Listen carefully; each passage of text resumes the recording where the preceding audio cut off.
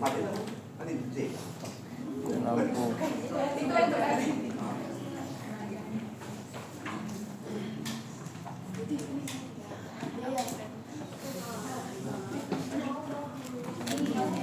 Mati semua tak? Kelihatan kan? Kelihatan. Iya.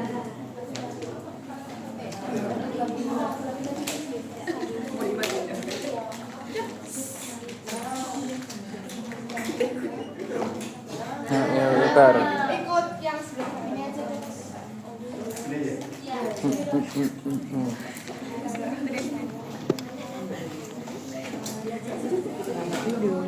Alhamdulillah. Ibu juga benar ya? Ini belum ada. Semua. Oh, Berarti kandungan sekarang sudah semua ya?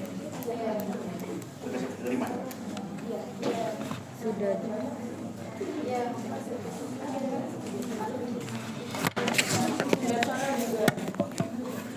Jadi saya dokter Dewa Gado, saya bekerja.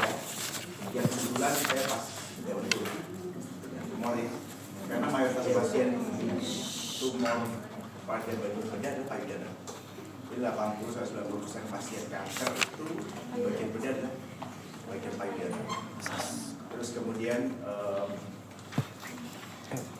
dari 100% kanker di dunia itu 20% adalah payudara. Banyak ini, seperlima dari pasien kanker adalah kanker payudara. Kemudian di Indonesia sendiri, data dari rumah sakit kanker Darmais, itu rumah sakit terbesar kanker di Indonesia, itu kanker payudara itu paling tinggi insidennya, 12-15% dari seluruh kandungan, lupa dan sebagainya. Yang payudara paling banyak. Jadi kalau saya ada praktek onkologi, maka 3/4 itu payudara semua. Jadi memang di sini banyak. Tapi memang mortalitasnya, kematiannya enggak paling tinggi. Yang paling tinggi bukan payudara. Paru, seterusnya yang lebih berbentuk. Makanya nanti ada topik tentang payudara. Cuma memang ini tidak semua, ada jinak dan jadi semua gangguan pada payudara kita. Ini adalah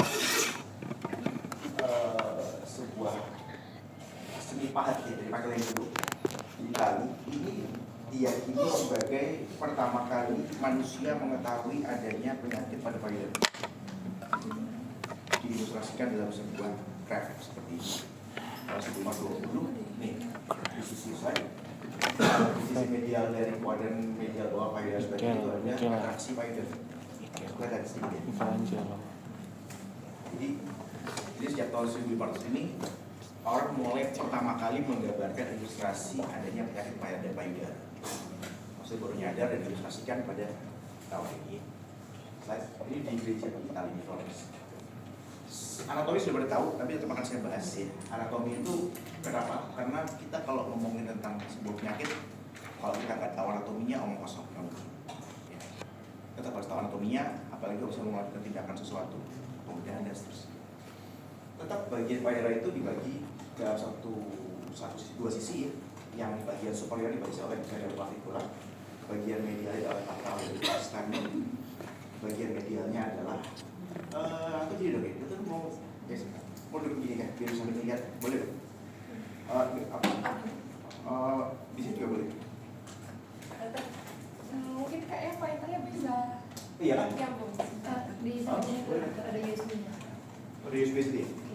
Terus apa namanya, batas inferiornya adalah garis lipatan payudara atau apa namanya, mammary crease itu apa lakukan atau fascia musculus rectus. Bagian lateralnya adalah anterior dari musculus latissimus dorsi. Kalau pernah pasang atau bisa lihat ya. Jadi semua saya tak dipencet.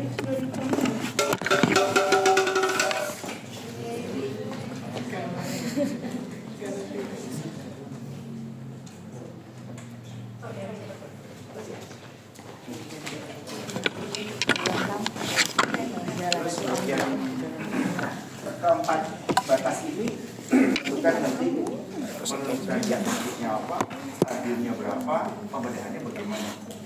Karena kalau misalnya ada benjolan tumor payudara sini misalnya, kemudian ada lagi tumor sini, perut misalnya sudah di luar dari area payudara, maka dia pasti penyebaran jauh. Berarti jawabannya bukan dioperasi, tapi pemberian terapi lain, kemoterapi dan sebagainya. Jadi sudah ada penyebaran yang jauh. Atau ada tumor payudara, ternyata di leher sebelah kanan ada tumornya juga penyebaran. Maka itu sudah menentukan stadium dan tidak ada berbeda. Makanya pengetahuan anatominya memang harus duluan dibandingkan dengan terapinya. Ini tampak lateral, tampak samping. Payudara itu dijadikan empat, jaringan stromal dan kelenjar. Kelenjar itu punya saktiferus yang bermuara pada nipple. Nanti keluar susunya air itu dari situ. Masing-masing ada lobus-lobus. Kemudian bagian posteriornya ada namanya musculus pectoralis major. Ini ada fascia pectoralis major.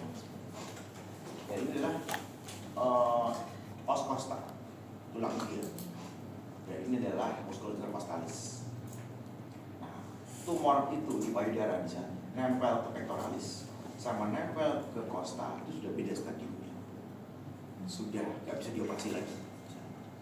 Stadium C, 3C yang stadium nempel ini.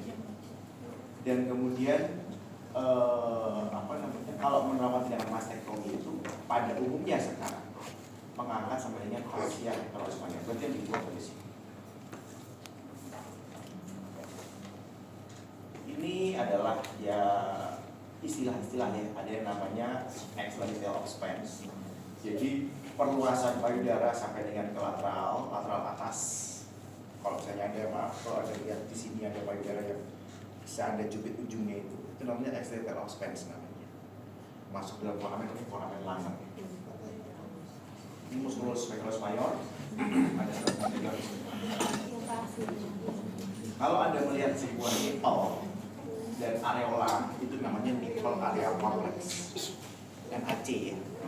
Dan di antara nipple memang ada kelenjar-kelenjar yang mohon maaf ada yang titik-titik gitu ya. Itu namanya glandula Montgomery. Ada tuh istilah sadari atau sarari. Dulu sarari, sekarang sadari tahu. Periksa payudara sendiri. Ya, itu adalah tindakan namanya screening. Jadi semua pekerjaan atau tindakan yang dilakukan oleh seorang siapapun yang tidak punya keluhan namanya screening atau penapisan. Sedangkan pada orang yang punya keluhan, apapun keluhannya, ada nyeri, benjolan, ada luka di payudaranya, semua namanya diagnostik. Jadi bedakan antara yang namanya screening dan diagnostik. Nah, sadari termasuk namanya screening atau self breast examination. Nah, Anda lihat sendiri ya, mulai usia sekian, tiap bulan dilakukan. Paling betul adalah hari ke-10 sampai 14 setelah menstruasi, hari pertama. Kemudian ada pemeriksaan medis namanya clinical test examination. Itu termasuk screening, juga termasuk diagnostik. Kadang-kadang dia nggak punya keluhan pun pengen periksa, ya boleh saja namanya screeningnya. Kemudian ada pemeriksaan foto mamografi. Mamografi itu pemeriksaan pencitraan radiologis menggunakan X-ray. Payudaranya ditekan. Mungkin bukan bahasa sekarang ya, tapi ini adalah pemeriksaan yang kita pada payudara. Masuk ada USG, tapi yang ini adalah 3 ini. Tapi pemeriksaan medis dan mamografi juga bisa sebagai diagnostik. Oke. Ini pemeriksaan sadari ya, ada bisa pemeriksaan. Jadi kalau bisa memeriksa sendiri itu posisi tiduran. Ada yang sudah pernah ngajarin pemeriksaan payudara belum? Belum pernah ya. Oke, belajar jadi di sini. Karena kan judulku kan gangguan pada payudara, bukan pemeriksaan pada payudara kan. Nah, tapi ya sudah sekalian ya. Sadari itu pemeriksaan gitu. Jadi Anda posisi dulu. Sebenarnya kalau browsing gampang sih. Sadari kan untuk awam sebenarnya kan. Jadi sambil tiduran, sambil di depan kaca, berkaca pinggang dan seterusnya itu ya. Jadi pemeriksaannya itu seperti kalau Anda pernah lihat mikroskop sudah pernah ya? Sudah pernah melihat jumlah sel? Apapun deh, punya jumlah belakang pandang sudah pernah ya? Gimana gitu? Gimana gitu?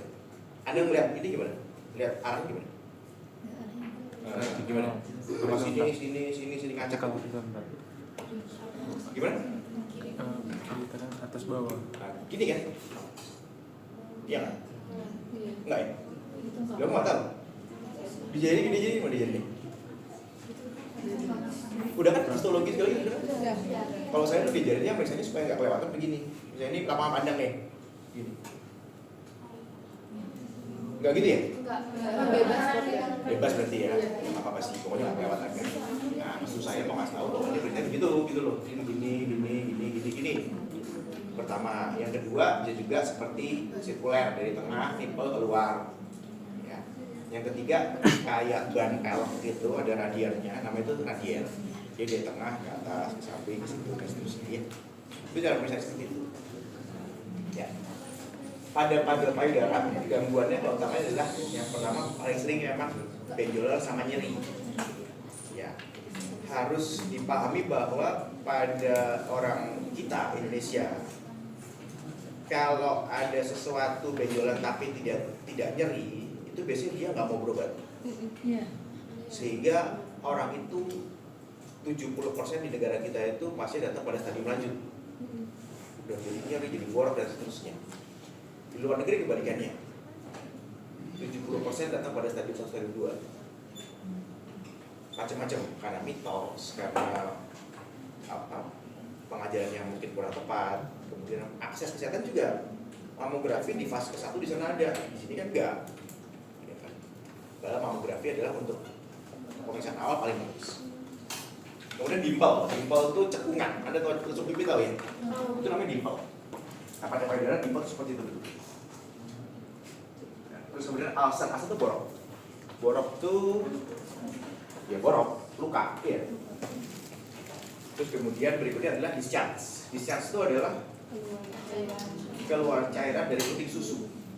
Bisa fisiologis, bisa juga patologis. Kalau air susu pada saat masa kehamilan ya fisiologis kan. Ya.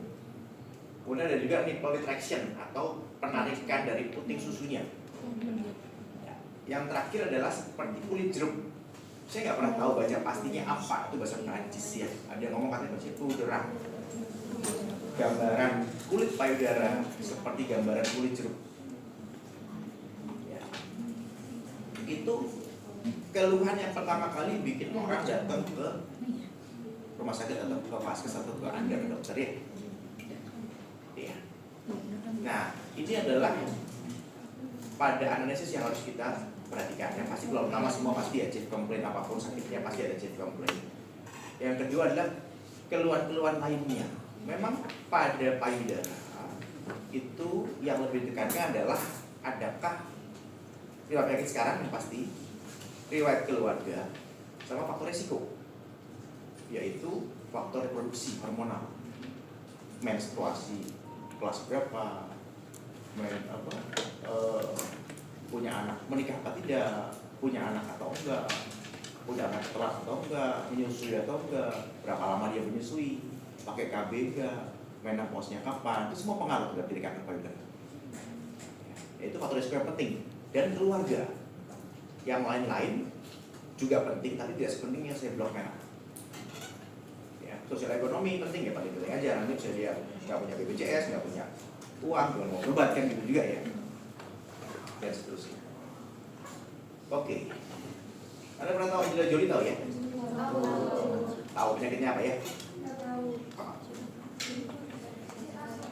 No, dia tidak pernah kena kanker payudara. Tidak. Oh, ibunya. Ibu. Iya. Boleh. Ngangkat beresiko. Berarti artinya begini. Betul. Setuju. Jadi pada prinsipnya adalah kanker payudara itu erat kaitannya dengan riwayat keluarga, genetik dan seterusnya ya. Karena ada mutasi gen yang punya penetrasi tinggi sekali, namanya BRCA. 1 dan 2. Sehingga dia punya, karena dia mutasi gennya positif ya, beliaunya ini, Bu Angelina Jolie ini ya, Sarah Kraft ya. Dia memiliki potensi terjadi kanker payudara sampai dengan 80% di kemudian harinya. Besar sekali.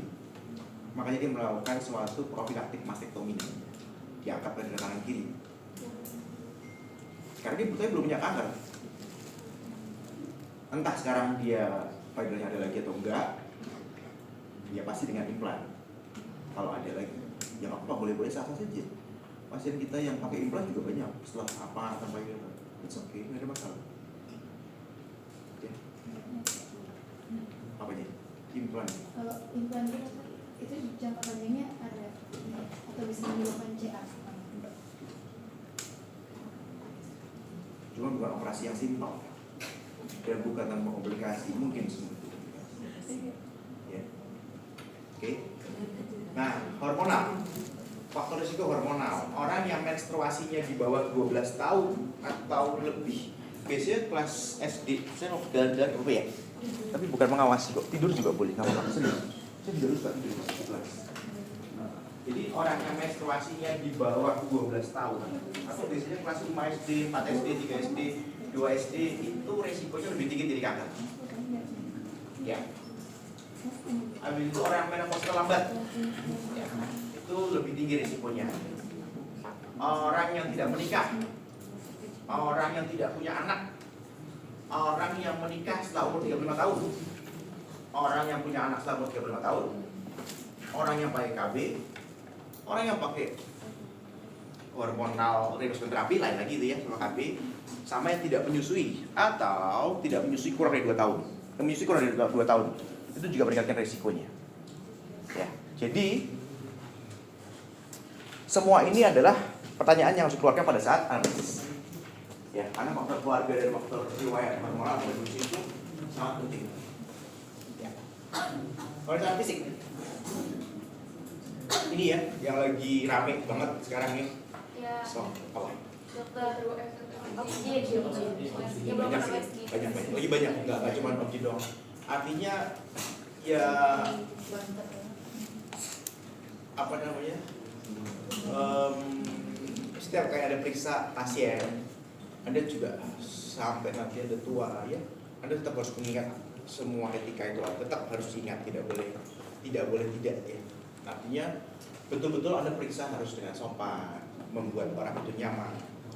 Jangan sekali-sekali periksa, dengerin saya katanya, jangan sekali-sekali periksa orang yang lawan jenis dulu ya, itu tanpa ada yang mendampingi. Paling bagus. Dan juga yang mendampingi juga, misalnya gini, saya laki-laki, saya setiap hari megang payudara 50 setiap hari, karena dokter bedah onkologi kan, kan setiap hari periksa payudara, ya, yang capek kadang-kadang itu sudah mikir, udahlah periksa aja, tapi nggak bisa, tetap harus ada yang mendampingi dari pihak keluarga perempuan atau suami, ya, atau orang laki-laki yang memang dia percaya, kakaknya, adiknya misalnya. Dan satu lagi dari kita, perawat kita, itu harus ada, ya, melindungi dia dan melindungi kita. Kalau misalnya dia ternyata sebenarnya nggak diapa-apakan tapi nggak bisa dilecehkan, itu bisa ada. Nah, makanya saksi dari kita juga harus ada. Jadi memang ruangan periksa itu harusnya ada di balik bilik gitu ya, harus agak ramai. Ada dokter, pasien, pendamping pasien, pendamping dokter, sama pada saat membuat inform konsen itu. Saksinya harus masing-masing ada. Ya begitu, sama dokter kandungan ke pasiennya dan seterusnya ya. Itu sebenarnya secara etika moral semua orang sudah paham. Cuma kadang-kadang kalau kita sering lupa. Ya, ada pasiennya nanti ke depan 100 misalnya, udah ke 78, udah lah buka aja bajunya, kita periksa gitu. Saya juga udah nafsu kok gitu kan ya, misalnya ya. Tapi kan bukan itu esensinya. Ya. Jadi tetap harus ini diingat-ingat ya. Karena ada kalanya orang pasti capek pada saat periksa, nggak berniat apa-apa, cuman yang pada saat capek itu biasanya shit happen ya. Jadi kena masalah sih ya. Oke, inspeksi pada payudara cuman pada periksa fisik, inspeksi dan palpasi saja ya, perkusi auskultasi tidak ada ya.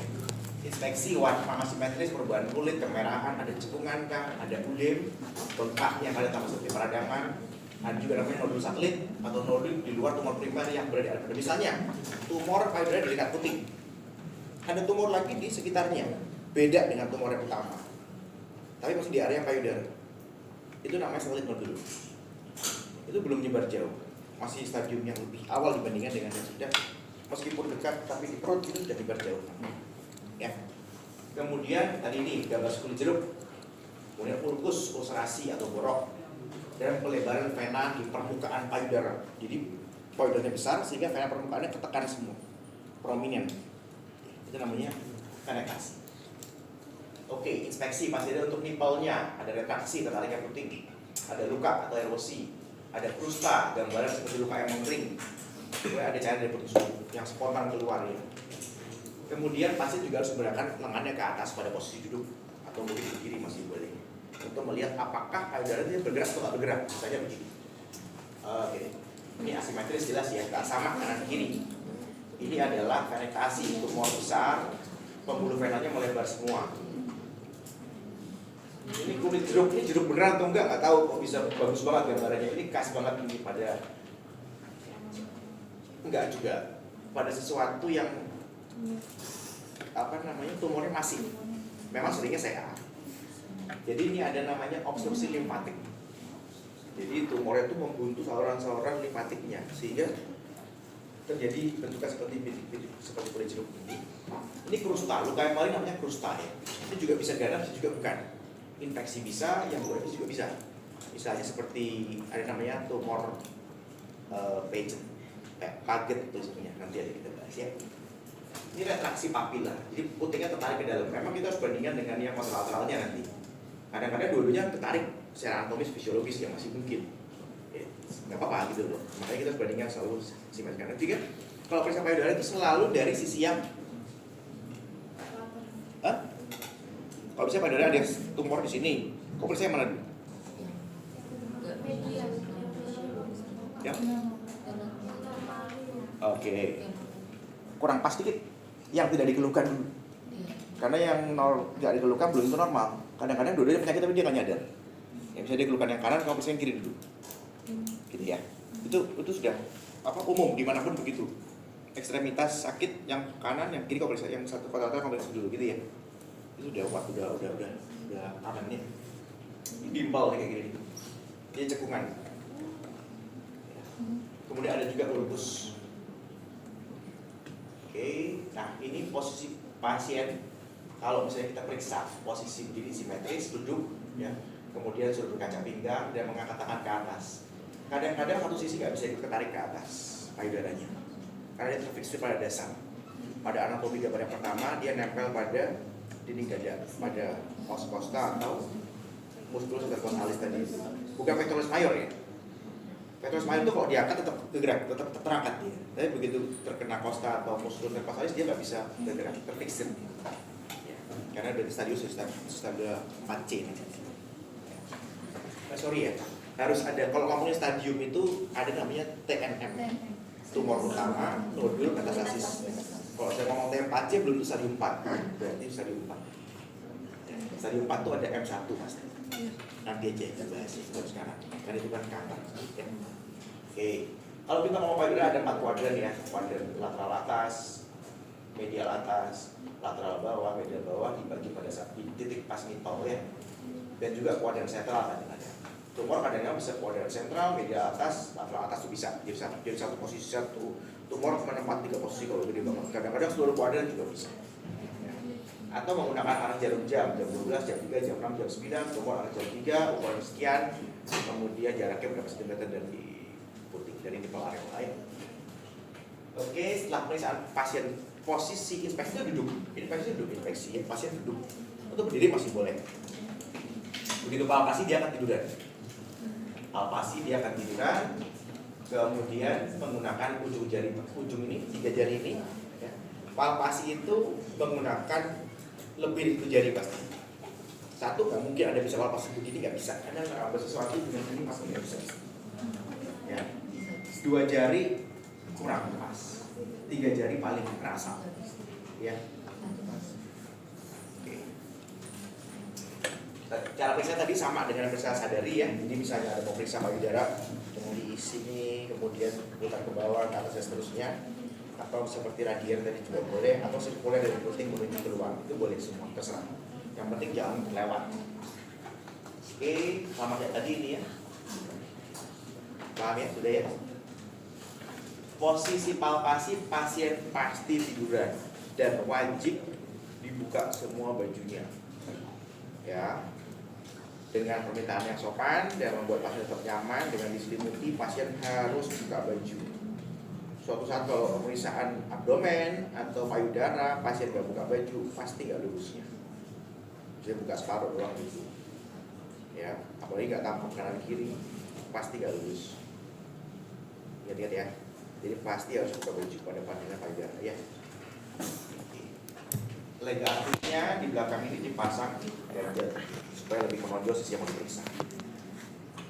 Nah, setelah kita dipalpasi, pasien duduk lagi untuk memeriksa kelenjar getah beningnya. Getah bening regional, jadi getah bening tumor itu bisa menyebar secara darah hematogen ke paru, ke liver, ke otak, atau lewat saluran limfatik limfogen. Regional limfogen pada payudara adalah ke supraklavikula, infraklavikula, sama ke aksila. Kalau supraklavikula sama infraklavikula, periksanya orangnya di belakangnya pasien. Kalau aksila, pemeriksa di depan pasien dengan cara tangan kiri pegang tangan kiri, tangan kanan meraba aksilanya, dan sebaliknya. Ya, jadi pemeriksaan tumor itu harus ada pemeriksaan tumor utama pada payudaranya, juga pemeriksaan regional pada penyebaran getah bening regional. Nah, contohnya begini ya, tangan kiri, tangan kanan meraba palpasi aksila. Oke, setelah pemeriksaan anamnesis, pemeriksaan fisik, maka kita boleh menentukan namanya diagnosis klinis namanya ya. Jadi jangan mikir dulu untuk minta USG, mamografi, MRI, CT scan dan sebagainya kalau Anda tidak punya diagnosis klinis. Ya. Kalau ada diagnosis klinis, baru minta pemeriksaan penunjang apa? Pemeriksaan asesmen diagnosis pada payudara adalah secara gampang. Ya, ini jembatan keledai, tidak harus diterapkan untuk Anda, tapi boleh buat gampangin pemeriksaan ini. Pertama adalah tumor atau neoplasma, karena paling sering memang. Yang kedua ya bukan tumor atau bukan neoplasma, biasanya singkatannya CINTO, congenital, inflamasi, trauma, atau lain-lain others. Enggak, ya itu nggak harus ada yang ngapalin sebagai CINTO juga gitu loh, itu saya yang ngapalin sebagai itu. Kalau misalnya mau itu boleh, enggak juga nggak apa-apa. Pokoknya enggak. Kalau ada perempuan dengan benjolan payudara, pasti tumor, pasti neoplasma? Ya nggak pasti. Jangan-jangan infeksi, karena ada kemungkinan lainnya, gitu cara maksudnya. Ya.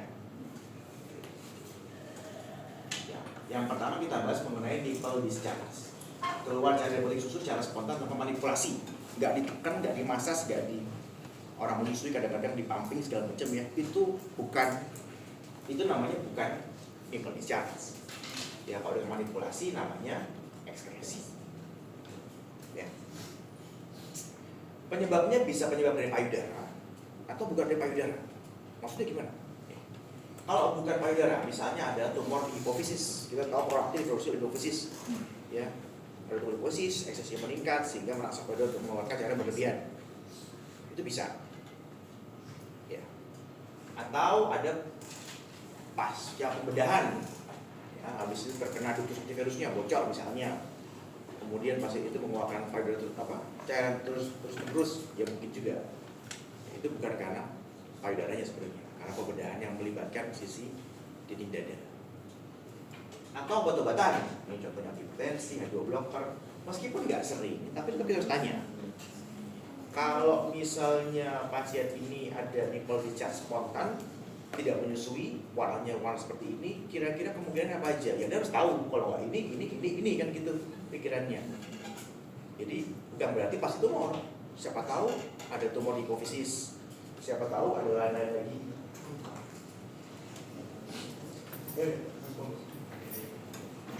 Ya. Oke. Obat-obatan psikotropika juga bisa juga. Oke. Kalau penyebab dari payudara itu memang mayoritas jinak. Paling sering namanya papiloma intramural, itu paling sering. Atau ada pelebaran dari ductus activariusnya, melebar sehingga alirannya makin tinggi flow-nya, sehingga keluar. Nah, yang penting juga hati-hati yang berada lactation, keluar nipple discharge warna seperti merah darah atau seperti cucian daging. Nah, itu yang harus lebih waspada, mungkin ganas. Ini dibaca nih, kecil banget nih. Kalau putih biasanya menyusui, kalau kuning biasanya berwarna infeksi, kalau lebih perlu lagi di nanah itu bisa. Ya. Kalau hijau biasanya kista, kalau merah darah biasanya keganasan. Ya, bisa diproses ya. Nah, ini etiologi penyebab dari nipple discharge yang patologis ya. Penelitiannya banyak nih. Jadi tahun 2023 jadi dia lumayan aktif. Ya, jadi paling sering memang kanker, papiloma, ya, paling sering yang jinak, banyak yang jinak daripada yang ganas. Rata-rata banyak yang jenis jinak kalau misalnya ada nipple discharge yang patologis itu. Ya. Oke, ini satu contoh operasi pembedahan pada nipple discharge. Ya, jadi saluran usus itu ditelusuri, dimasukkan ini saluran, kemudian di operasi, diangkat benjolannya, dimasukkan warna, biasanya terwarna dulu, semuanya kita ambil, operasi kita ambil.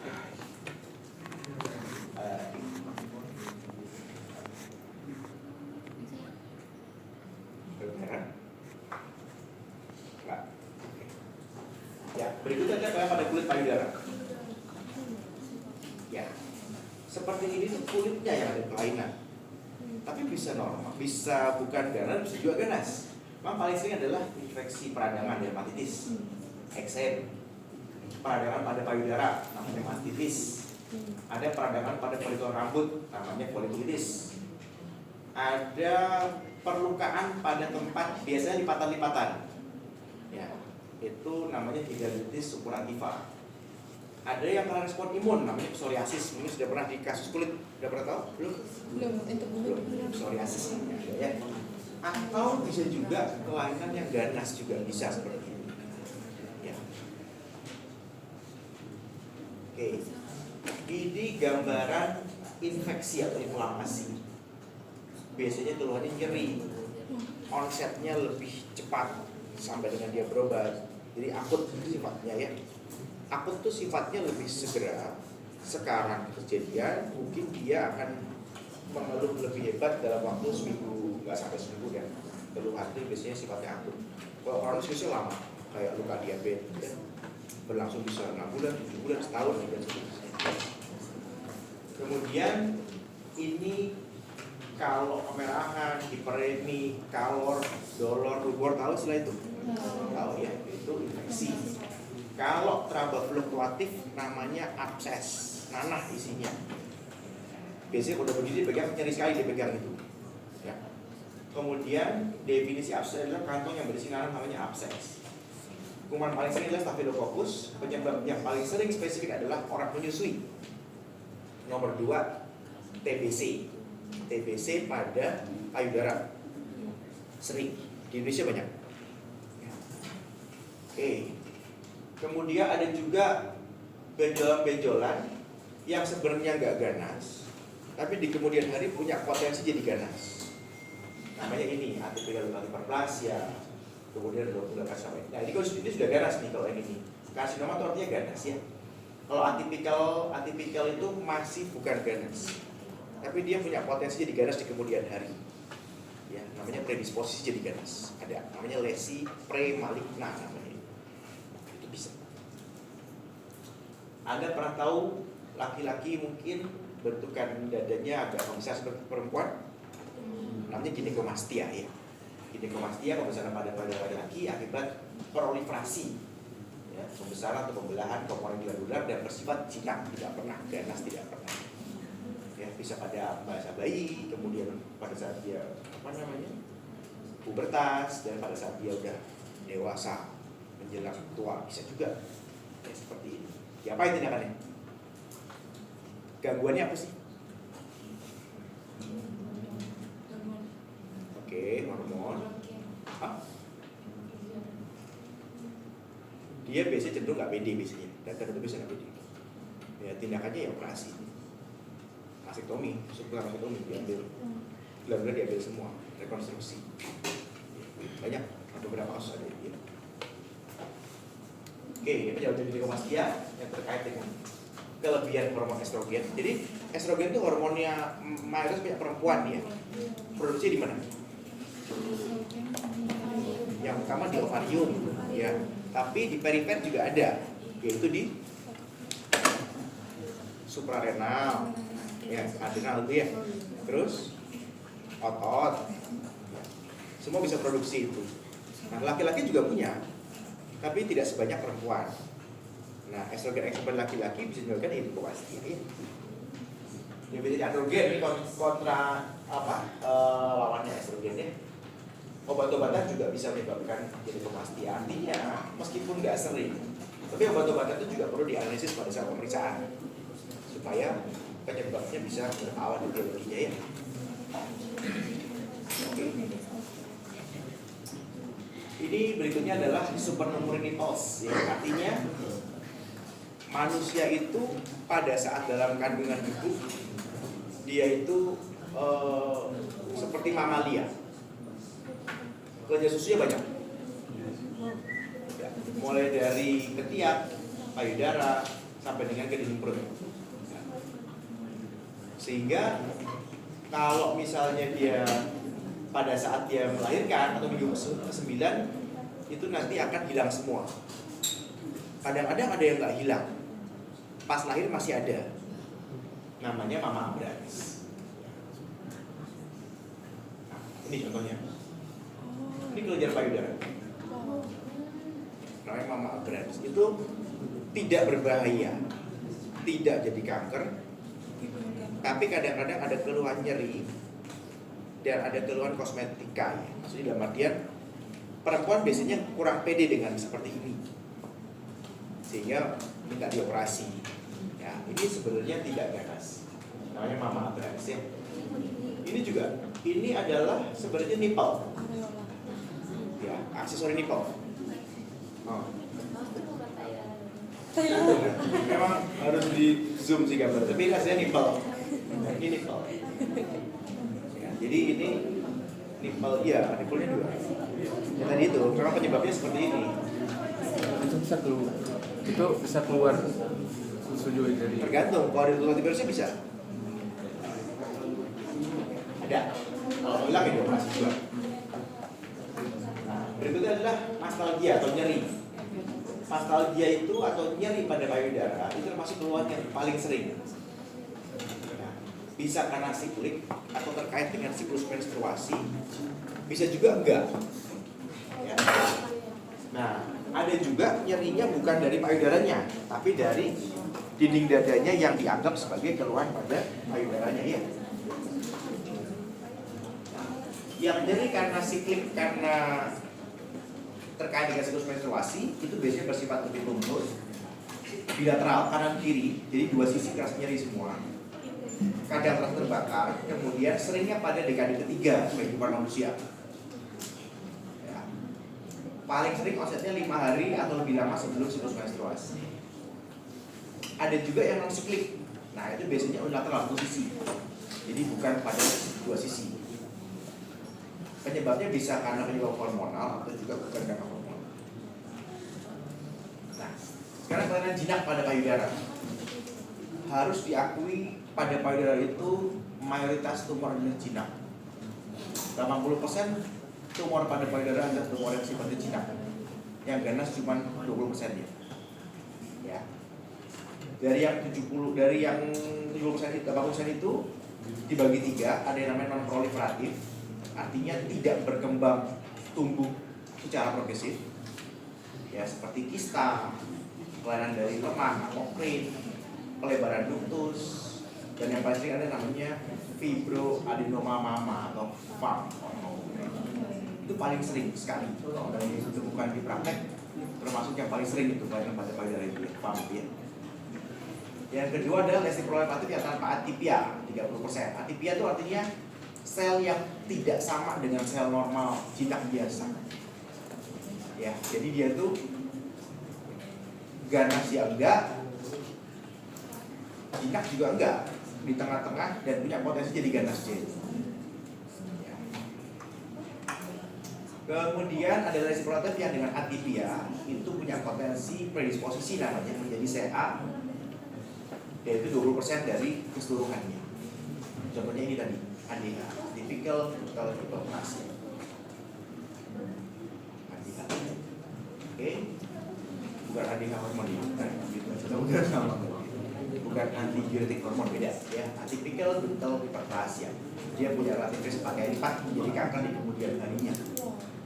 Jadi kalau saya ada tumor, PA-nya ADH itu punya potensi pakai lipat di kemudian menjadi sebuah kanker payudara.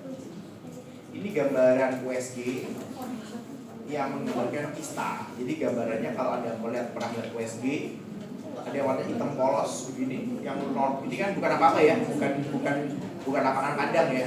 Kalau warna yang menyerupai itu anekoik, itu biasanya kista namanya. Ya, kista.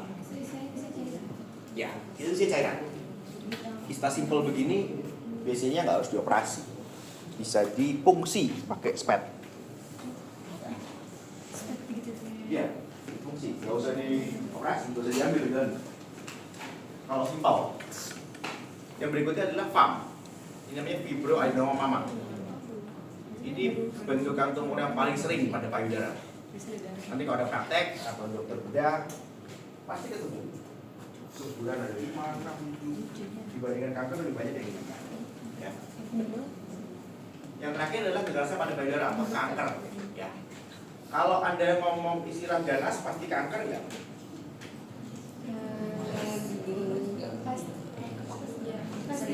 Sebenarnya enggak ya.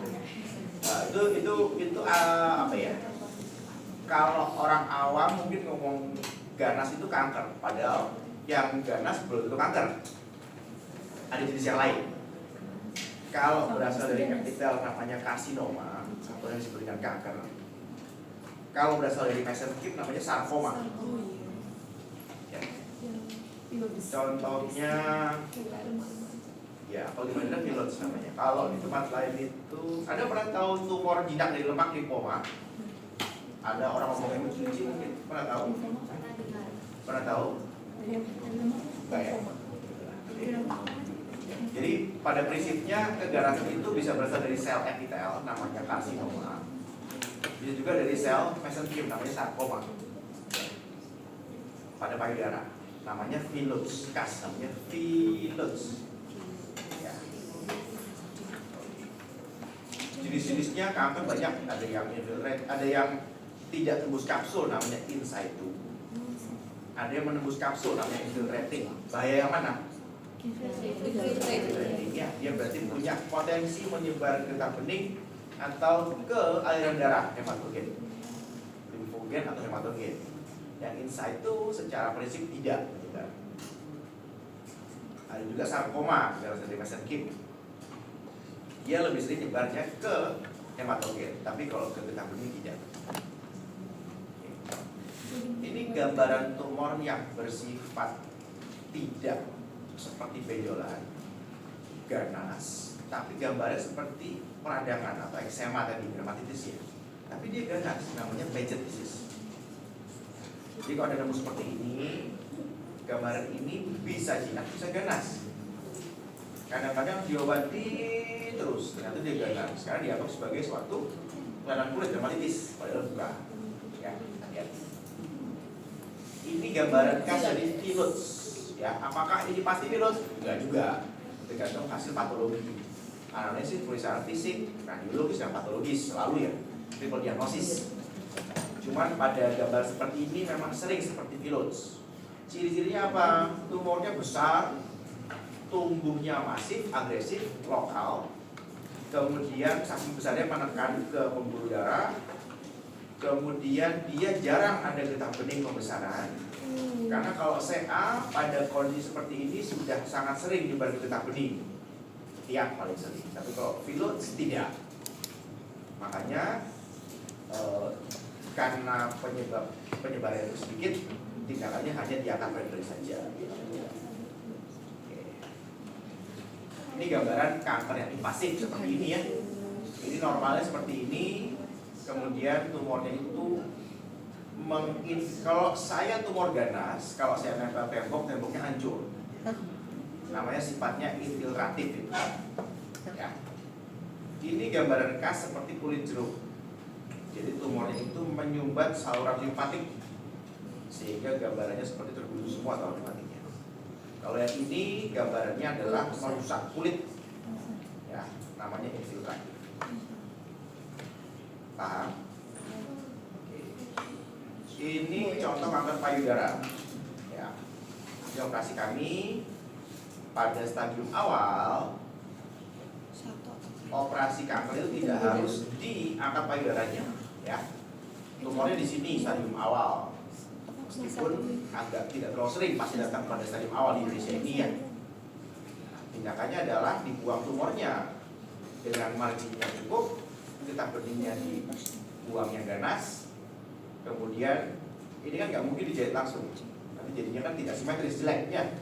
Ditarik kan jadi nggak simetris, maka diambil dari punggung untuk menambal kulit di sini. Jadinya dia masih punya payudara, dan setelah berbulan-bulan kulitnya menjadi sama lagi, kurang lebih ya.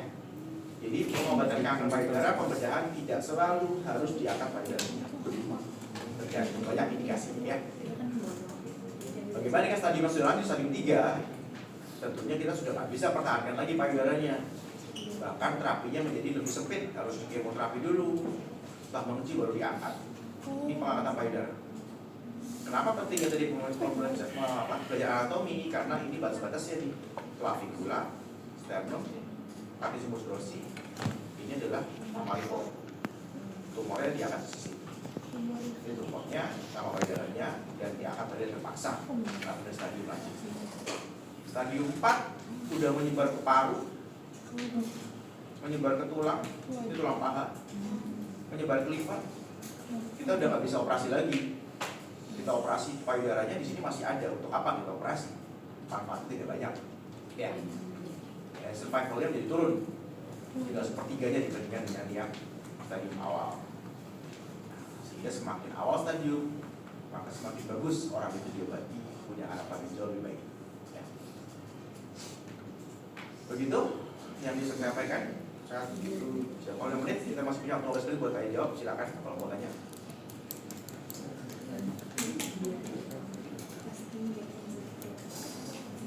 Anda tahu buku ini? Belum. Ini tahu ya? Ini buku bedah, buku ajar, buku bedah. Bedah umum buku aja satunya di bedah umum dulu.